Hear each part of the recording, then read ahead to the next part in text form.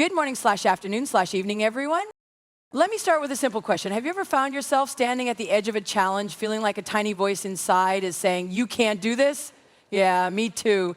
That, my friends, is the battle of the mind. And it's a battle we all fight daily, hourly, sometimes by the minute. But guess what? Victory isn't about being fearless. It's about mastering the conversation between who you are now and who you want to become. Think of your mind like a battlefield, a place where every single thought is either a weapon for victory or a tool for defeat. The problem is, most of us don't realize we're in a war until we've already taken some serious hits. Until doubt, fear, and insecurity have set up camp in our heads, whispering things like, you're not good enough, you'll never make it, or the classic, what if you fail? But here's the truth. The battle of the mind isn't won by avoiding those thoughts. It's won by taking control of them. It's about owning the territory between your ears and deciding what kind of mental environment you allow to exist. Because if you don't take control of your mindset, something else will, whether it's fear, past failures, or the opinions of people who don't even know your full story. Picture this. You're standing on a battlefield, and your mind is the land you're fighting for. Would you let an enemy just waltz in and take over? Would you willingly hand over the keys to something so valuable? Of course not. You'd defend it. You'd reinforce it. You'd make sure that only the strongest, most empowering thoughts had a place there. So how do you do that? How do you take full ownership of your mental space? First, you recognize that not every thought deserves a seat at the table. Just because a negative idea pops into your head doesn't mean you have to accept it as truth. You have the power to challenge it, reframe it, and replace it with something stronger. Instead of, I can't do this, you say, I haven't figured it out yet, but I will. Instead of, what if I fail, you ask, what if I succeed beyond my wildest dreams?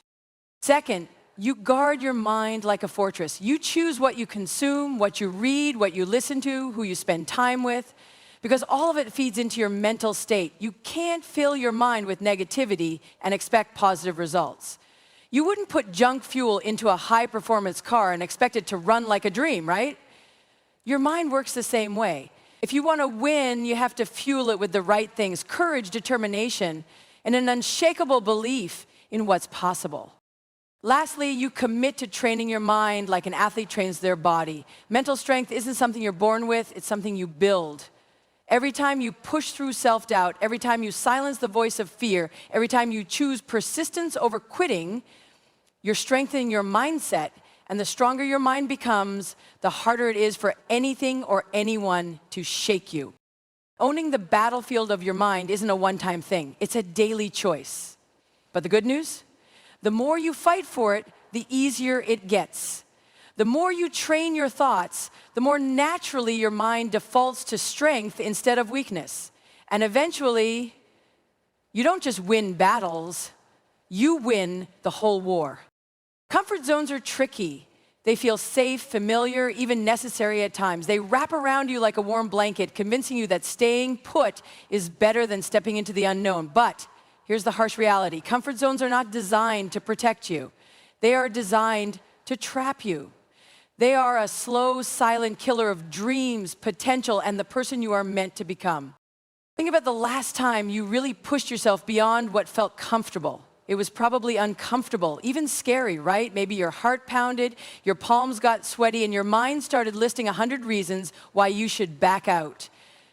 That's your comfort zone doing its job, trying to keep you in the same place because to your brain, change feels like a threat. It doesn't distinguish between actual danger and simple discomfort. It just knows that the unknown is unfamiliar and unfamiliar things make it panic. But here's the truth. Nothing great has ever been achieved inside a comfort zone. The most successful people in the world didn't get there by doing what was easy, predictable, or familiar. They got there by stepping into uncertainty, taking risks, and challenging themselves to grow, even when it felt uncomfortable. Growth, success, and transformation all live in one place. The space beyond where you feel safe. Let's take a real-life example. Think of a butterfly. Before it transforms, it's a caterpillar, crawling on the ground, living a simple, predictable life. But then the time comes for it to change. It builds a cocoon, and inside that cocoon, it undergoes a brutal, painful transformation.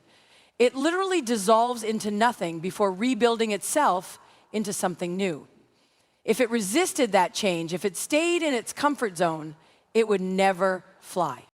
The same thing happens to us. We say we want to change, grow, and reach new heights. But the moment discomfort shows up, we retreat. We avoid the challenge because it feels overwhelming. We choose the known over the unknown, even when the unknown holds everything we've ever wanted. But here's the secret. Discomfort isn't the enemy. It's a doorway. It's the proof that you're moving in the right direction. If you're uncomfortable, you're growing. So how do you break out of a comfort zone that's been holding you back? First, recognize it for what it is, a trap, not a safety net. Then take one small step outside of it every single day. Do something that makes you nervous, something that challenges you. It doesn't have to be a massive leap, just a step forward. Over time, your comfort zone expands. What once felt impossible starts to feel normal. And before you know it, you're living at a level you never thought you could reach. The greatest risk isn't stepping outside your comfort zone. The greatest risk is never stepping outside of it and waking up one day realizing you've spent your entire life playing small.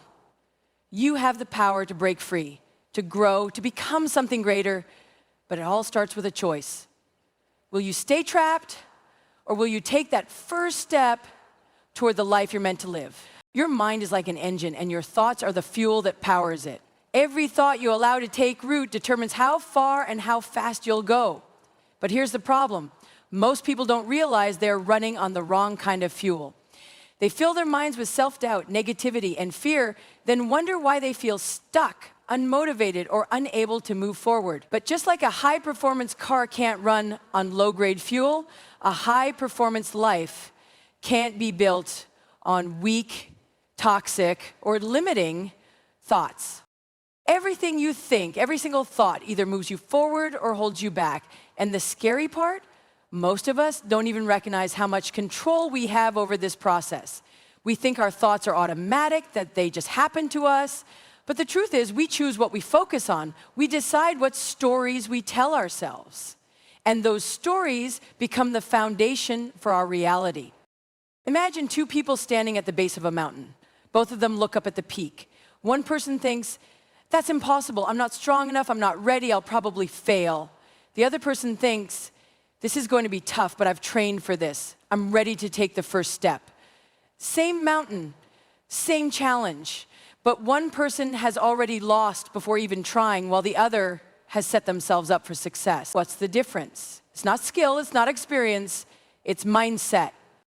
What you feed your mind determines what you get out of it. If you constantly tell yourself that you're not good enough, your brain will find evidence to support that belief. It will dig through past mistakes, highlight your flaws, and reinforce the idea that you should stay where you are. But if you start telling yourself that you are capable, strong, and worthy of success, your brain will work just as hard to prove that belief right. It will start recognizing opportunities, strengths, and possibilities that were invisible before.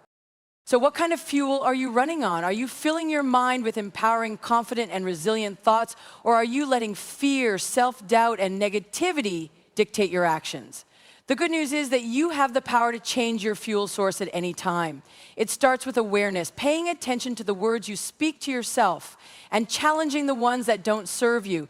Instead of saying, I'll never be able to do that, ask, what if I could? Instead of thinking, I always fail, remind yourself, every failure is a lesson, and every lesson brings me closer to success. Your mind is listening to everything you say. It believes the words you repeat the most. If you tell yourself you're not good enough, it will accept that as truth. If you tell yourself you're unstoppable, it will make that truth as well. The choice is yours. But remember this, your thoughts are not just words floating in your head. They are the script you are writing for your life. They are the foundation of everything you do, everything you achieve, and everything you become. So choose wisely. Choose thoughts that empower you. Choose thoughts that push you forward instead of holding you back. Because at the end of the day, your success, your happiness, and your future all come down to one simple truth. The quality of your life is determined by the quality of your thoughts. Failure, it's a word that makes most people cringe, a word that carries so much weight that many avoid even trying just to escape the possibility of it. But what if I told you that failure isn't the end of the road? It's just a plot twist. It's not a sign that you should give up. It's proof that you're in the middle of your story, not the end of it. Think about any great book or movie. If the main character faced a challenge, failed once, and then quit, would the story be worth telling? No. The best stories are the ones where the hero gets knocked down but refuses to stay there. The ones where they face overwhelming odds, suffer setbacks, and make mistakes, but instead of giving up, they learn, adapt, and push forward. That's what makes a great story. And guess what? Your life is your story. The problem is that most people see failure as a final verdict instead of a temporary detour. When they fail, they say things like, maybe this isn't meant for me, or I'm just not good enough. But failure isn't a stop sign, it's a signpost. It's feedback. It's the universe's way of testing how badly you want something and teaching you what you need to know before you reach your goal. Think of every person who has ever done something great. Every world-class athlete, every successful entrepreneur, every groundbreaking artist, every single one of them has failed. Michael Jordan was cut from his high school basketball team. Walt Disney was told he had no imagination. Oprah Winfrey was once told she wasn't fit for television. If they had believed that failure was the end of their story, they wouldn't have gone on to change the world. The only difference between them and the people who never make it isn't talent. It's the willingness to see failure as a stepping stone instead of a tombstone. And here's the thing, failure doesn't mean you're not good enough. It doesn't mean you're not smart enough or capable enough. It just means you're still learning. It means you tried something that didn't work, and now you have more information than you did before. The only real failure is refusing to try again. So the next time you fall short, instead of saying, I failed, say, plot twist, because that's all it is. It's not the end of the book, it's just an unexpected chapter. And the best part, you're the author. You get to decide what happens next. Will you let failure define you, or will you use it to fuel your comeback? Will you let one setback convince you to quit, or will you take the lesson and come back stronger? The choice is yours. But if you keep going, if you refuse to let failure be the final word, you'll realize something powerful. Failure was never working against you. It was working for you all along, shaping you into the person you need to be for the success that's coming. And when you finally reach that success, you'll look back and realize that every so-called failure wasn't a mistake. It was a necessary part of the journey. It was the plot twist that made the victory even sweeter. The people around you can either push you forward or pull you down. They can be the fuel that keeps your fire burning or the weight that holds you back. This is why who you surround yourself with matters, because in the battle of life, you don't need spectators sitting on the sidelines watching you struggle. You need warriors who are willing to fight alongside you, push you when you feel like giving up, and remind you who you are when you start to forget. Spectators are everywhere. They're the ones who watch, judge, and criticize, but never take action themselves. They are quick to point out your mistakes, tell you what you should be doing, or worse, convince you that your dreams are unrealistic. Spectators love to stay comfortable, and they want you to stay comfortable too. Because if you rise, it forces them to confront their own fears and limitations. They don't want to see you grow because it reminds them of how much they're staying the same. But warriors are different. Warriors don't just cheer from the sidelines.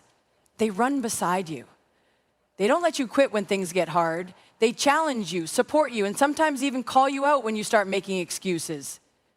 They see your potential even when you don't. And most importantly, they don't compete against you. They compete with you, because real warriors know that success isn't a solo mission. Take a look at your inner circle. Are the people around you lifting you up or dragging you down? Are they warriors who inspire you to become better, or spectators who just sit back and watch? The hard truth is that some of the people closest to you might not be the best for you. Not because they're bad people, but because they don't challenge you to grow. And if you're serious about winning the battle of the mind, if you're serious about reaching your full potential, you need to be intentional about who you let into your space. Warriors don't let each other settle. They don't tolerate mediocrity. They push each other to higher levels, even when it's uncomfortable. If you tell a warrior your goal, they won't laugh or doubt you. They'll ask, how can we make this happen? They'll hold you accountable, celebrate your wins, and remind you of your strength when you feel weak. And here's the thing, it's not just about having warriors around you, it's about being a warrior for others too. Are you the kind of person who supports, uplifts, and challenges the people in your life, or are you just watching from the sidelines, waiting to see what happens? Being a warrior means showing up not just for yourself, but for your team. It means being the kind of friend, mentor, or partner who helps others rise, knowing that their success doesn't take anything away from yours. At the end of the day, success isn't just about what you do, it's about who you do it with. No one wins a battle alone. No one reaches their highest potential in isolation. The people you surround yourself with will either make you sharper, stronger, and more resilient, or they will drain your energy and keep you stuck. So choose your circle wisely. Find the people who challenge you to be better, who refuse to let you quit, and who remind you that you were built for more. Because in the toughest moments, when doubt creeps in and the battle of the mind feels overwhelming, it won't be the spectators who pull you through, it will be the warriors standing beside you. Outstanding event, go bust a predict exclusively. The mind is your strongest weapon and your toughest opponent. But today, right now, you get to decide. Are you going to be the underdog or the champion? The doubter or the warrior? The person who talks about change or the one who becomes it? Because the battle of the mind isn't about who's the smartest, the strongest, or the luckiest. It's about who's willing to fight again and again until victory is the only option left. So tell me, are you ready to win? Thank you.